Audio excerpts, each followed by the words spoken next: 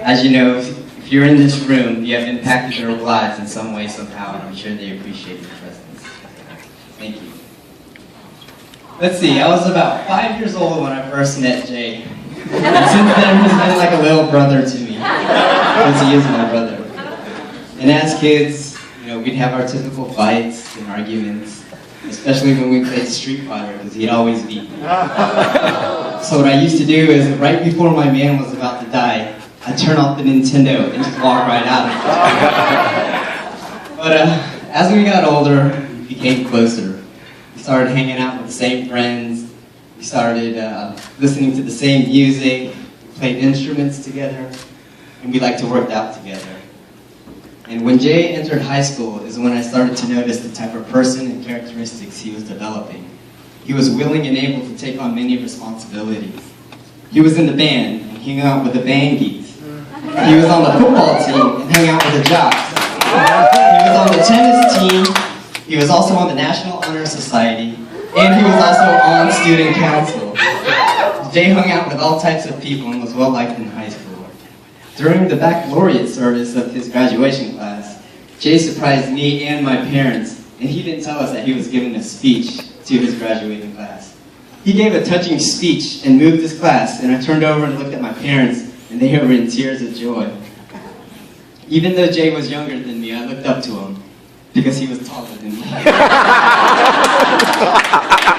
He was more of a, let's get out of town, meet new friends, and see what things are like, and I was more of a homebody, and I just stayed in Jacksonville.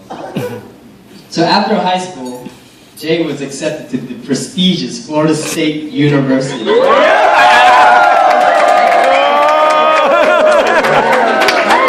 he did his undergrad studies, met new friends, and of course he partied a lot. After his undergrad, Jay applied to several universities for physical therapy school. He was accepted to a couple of them, and for some odd reason, he chose UF.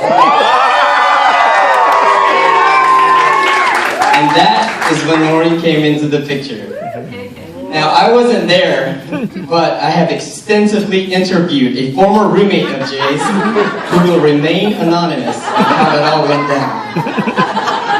So, rumor has it that Jay was sweating this blonde chick in his PT class, but she wasn't giving him the time of day. They would hang out and study as friends, and over time, their bond grew stronger. Naturally, Jay came to form feelings for Lauren and tried to pursue something more serious with her. For a good bit of time, she would toy with him like a cat does a mouse. Lauren would get close to Jay, then suddenly withdrew and get cold. This went on for a stretch of time until one day Jay decided to cut ties over Christmas break. They went a good while without talking, which ultimately was a good thing for the two of them. This break gave them a chance to miss each other and realize how much they meant to each other. It wasn't too much longer after returning from break when the two began to start hanging out again, and well, here we are today. I remember the first time I met Lauren. It was at my house in Jacksonville, and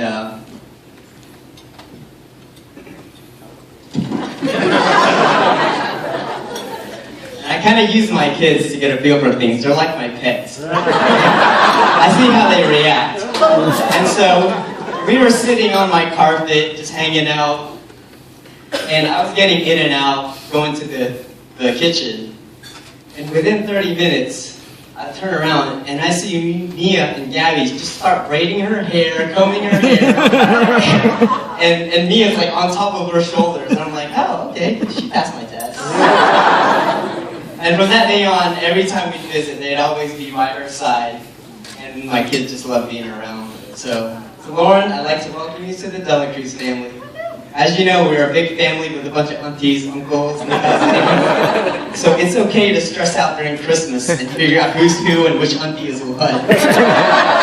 Jane's been married me for 10 years and she still doesn't know who all my aunties are.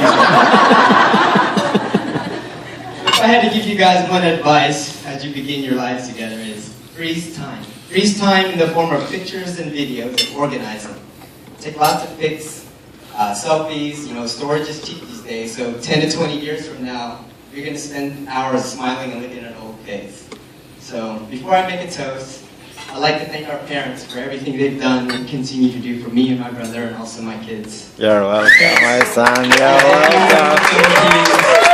I moved to the United States without any friends or family at the beginning, and through hard work and prayers, they raised my brother and I to be loving, raising full, and to just to be good and kind people, and they put us through college. So thank you, Mom and Dad. That's my son. They married the dream. Oh, I love you, son. And to Joey, Miss Sharon, and Mr. Bill, thank you for accepting Jay, even though he's an FSU fan. That just goes to show that you guys really do love him unconditionally already. In all seriousness, I'm thrilled that our families have joined together. So, if you'd raise your glass, I'd like to make a toast to my brother and new sister-in-law. All right. Twist of the common saying. If you're gonna lie on your pool deck and smile at each other, knowing that you have each other to go through the ups and downs that life will throw at you. If you're going to cheat, I suggest cheating on Sundays with your cheat meals, because that's when I cheat on my Sunday.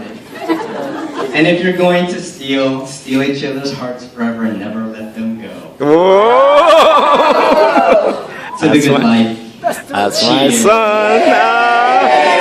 That's the older brother. I can talk.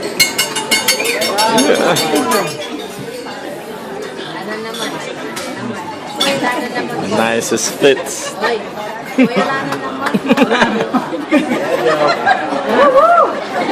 Nice fit, son. Proud of you. That's the mother, older. All right, proud of you. That's Auntie Nonette.